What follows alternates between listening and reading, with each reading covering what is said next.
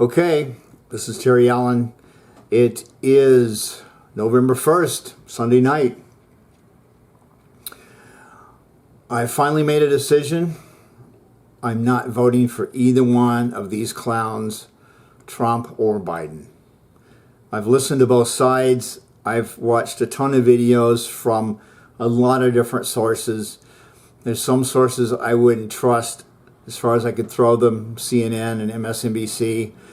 I will listen to Tucker Carlson. That's the only news show that I will watch on Fox. What I watch is RT. I watch Jimmy Dore. I watch Kyle Kulinski.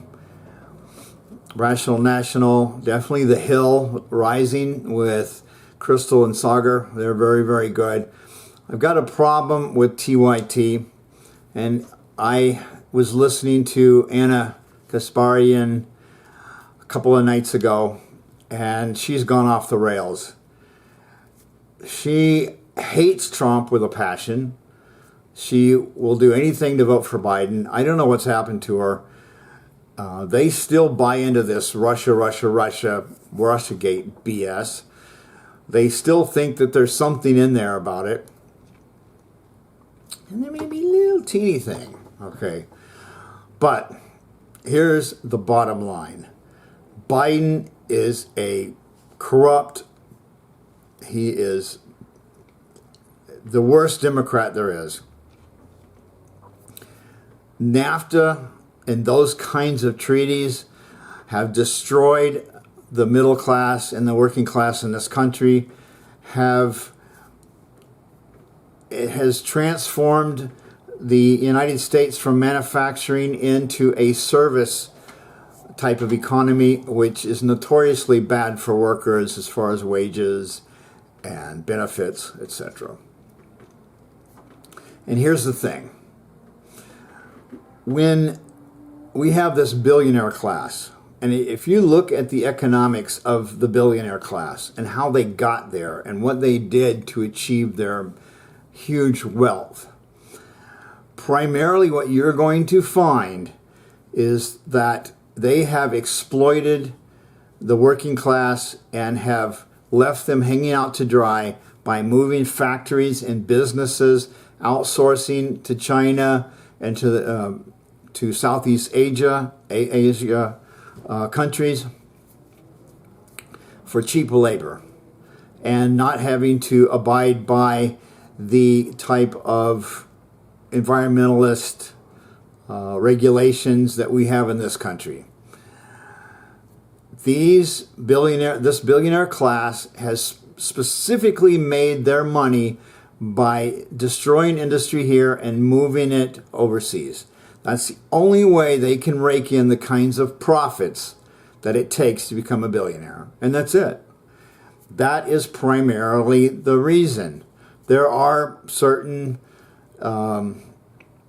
cases where that's not true. But for the most part, now you have people like Jeff Bezos, and with Amazon, they are a middleman. And what they primarily do is try to find the cheapest crap they can find and sell it on the internet, so they don't have the brick and mortar type of stores, so they don't have that overhead that most other businesses have. And then you've got Walmart, which is the other side of that, where they have ground even the workers in Southeast Asia and in China. They have ground them into the dust to get things as cheap as possible. And that's how you become a billionaire, is by exploiting labor. That's the only way you do it. And here's why there has to be a wealth tax. Because the billionaires have taken our economy and sucked it dry, have bled it dry. And anytime we run out of money to do things, what do? They cut social services. They cut programs for the middle class and the poor. And that's the Republican Party. Cut, cut, cut. Well, the problem is that Joe Biden is for all these same programs. Cut the middle class, cut their social programs, cut anything that the middle class and the working class needs and the poor, meanwhile giving tax breaks to the filthy rich. And they've got this thing all backwards. They somehow think that this trickle-down theory will work, and it does not. You know, a rising tide lifts all boats. It's not true. It's BS. It's propaganda. It's hyperbole. The economy does not work that way. So we need a wealth tax, and we need, one of the things that I do agree with Trump on is the tariffs, because for the most part, tariffs do exactly what they're intended to do. They force industries to come back here. They force industries in China, for instance, to build factories here. It was one of the main ways that our government in the beginning made money was with tariffs against the British East India Company, to what they call it was protectionism, which was to protect industries here and businesses here in this country, because they would pay a higher wage. It would be better for our economy and our country to have our citizens working at good wage paying jobs so that they can have a decent living. And that's the problem. It's like a reverse Robin Hood effect. The rich are stealing from the poor and the middle class. That's how they're doing it. When you have a huge military like we have, which is necessary to enforce the draconian measures that we are hoisting upon the world, to exploit the world for oil and minerals and different kinds of raw materials that we need for our manufacturing that we run in these cheap labor pools, we need a huge military to enforce our will upon the world. So that's sucking money out of the, like Tulsi Gabbard used to say, it's taking money right out of the pockets of the middle class and the poor and giving it to the military-industrial complex and the super rich. So that's exactly what happens. And for people to, I argue with people about they want to defend the billionaires. Well, that's capitalism. That's the way it works. That's the way that it works. They work really hard for their money, and people that are poor are lazy, and all this garbage. This garbage that they just shove down our throats, and we get 24/7 on the news channels. This garbage.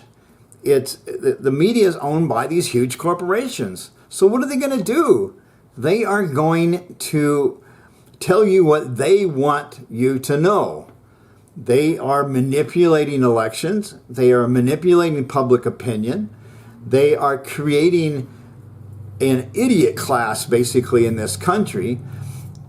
I can't believe how many people believe that Joe Biden is better than Trump, and that he has he's some type of more moral and ethical than Trump, and he's going to bring back the soul of this country. The guy's corrupt. He's voted for every horrible policy that's just destroyed this country. Iraq, NAFTA, the welfare bill, the bankruptcy bill. I mean, you name it. He's been for everything bad. And look what the Obama administration did. They made the NSA surveillance state stronger. They gave money, trillions of dollars to the banks. And then meanwhile, 5.2 homes were foreclosed. 5.2 million homes were foreclosed in this country. The economy was driven into the ground. And I spoke about a couple of references on how that actually occurred. You had millions of jobs lost. And then they're trying to slowly grow it back. And then, oh, wow, look at this growth that we've got. Trump ended up with a horrible economy. despite what everybody, wants to believe. Dream of the old days, Well, the old days were crap, if you can remember. And Trump was right about what he said to Biden. He said, I got elected because of you. Because of you and Obama and your crappy policies that drove people into the ground, and they wanted a change. They didn't want corrupt Hillary. They didn't want this corruption. He said that I'm going to drain the swamp. Well, that's the problem I have with Trump, is that he didn't drain the swamp. And he went after Iran and Venezuela like a madman with horrible sanctions against these countries. People are dying because of these sanctions against Venezuela and Iran, especially during the COVID crisis, preventing medicine and certain kinds of food and products to get into these countries, blocking the banking channels. It's appalling. It's an abomination what he's doing, because he has these idiots as foreign policy advisors, because he doesn't know anything about history. But Biden is worse because he's going to make things worse. Talking about going back to the nuclear treaty with Iran, which was a good thing, or one of the few good things Obama did. He said that it was Russia and Iran and China that are interfering with our elections and that they are going to pay. So what does that mean? That means that he's going to go after these countries in other ways. We've already got sanctions against these countries in different forms. But you're not going to get rid of dictators and rulers with sanctions. It doesn't happen. All it does is it just destroys the population. It just kills them. That's what you're doing. That is evil. We need to work with these countries on a level playing field and come up with some infrastructure projects that we can work together on. Space exploration, we can work together with China and Russia. We should be doing that. But you're not going to get any of these good policies from Trump or Biden. It's just not going to happen. And I'm not going to vote for either one of these yahoos, because there's no lesser of two evils here. There's just not. I don't care what you think or say or believe. It's a fact that it's just Biden is not a moral, ethical, he's not better than Trump in these areas. In some ways he's worse. And he's not going to be around very long. So what are we going to end up with? Kamala Harris. And they say that she's one of the most liberal senators. Give me a break. Are you serious? It's mind-boggling, really. It's just hard to understand how people buy this BS, okay? She's not for Medicare for all anymore. She was, but she's not now.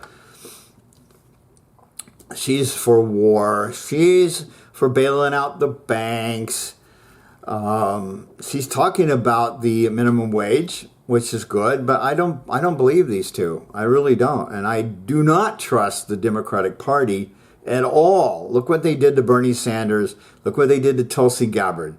Okay, and I still want to find out what happened to Marianne Williamson, because she's got apparently some stories to tell about what happened to her, but she didn't want to say anything until after the election. So that could be interesting. It's a sad day in America. It's very sad. I'm going to vote tomorrow, but I'm going to vote for, the props that we have on the ballot and any other congressional races, anything like that I'm going to vote for, but I am not voting for Trump or Biden in this election, because you're voting for evil, and I'm not doing it. I have a principle, okay? And my principle is stand up for your conscience and for what you know is right. That's the only way you're going to get anything good happening in this country. So I may write in Bernie Sanders, I might write in Tulsi Gabbard, I might even write in myself. I would be 1,000 times better than either one of these yahoos. So that's why I'm not doing this. Okay? So you can scream and yell at me all you want, but I think Jimmy Dore is right, because I doubt if he's voting for either one of these yahoos.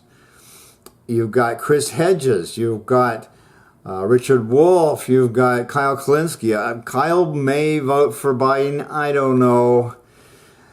He's going to be on with Joe Rogan the night of the election, Tuesday night. That should be interesting. And guess who's going to show up? Alex Jones may show up. Yeah, Kyle did a little video about it. He was like, oh, God. But he's not for censorship. The Democratic Party is for censorship. And that is a problem. Another big problem. When you have a party that wants to censor information so that the population doesn't have all the information they need to make a decision based on truth and reality, then what's the difference between them and a dictator or a fascist or any of the other stuff? They're trying to talk about, oh, Trump is a fascist. Really? I think the DNC are fascists. So, good luck, everyone. You need to vote your conscience. You know in your heart that Biden sucks. You know in your heart that Trump sucks. So do not do it. Do yourself a favor. Make yourself feel good Wednesday morning that you did the right thing. Okay? Because whoever wins doesn't matter. But don't get sucked into this. Just do not. Stand up for your values. Okay, this is Terry Allen, Radical Progressive. I am going to sign off for Sunday night, November 1st. And we have 2 more days for the election, but I think a lot of people have been voting already. Mail-in ballots have been going in. So let's see how this all turns out. Be very interesting. All right, have a good night.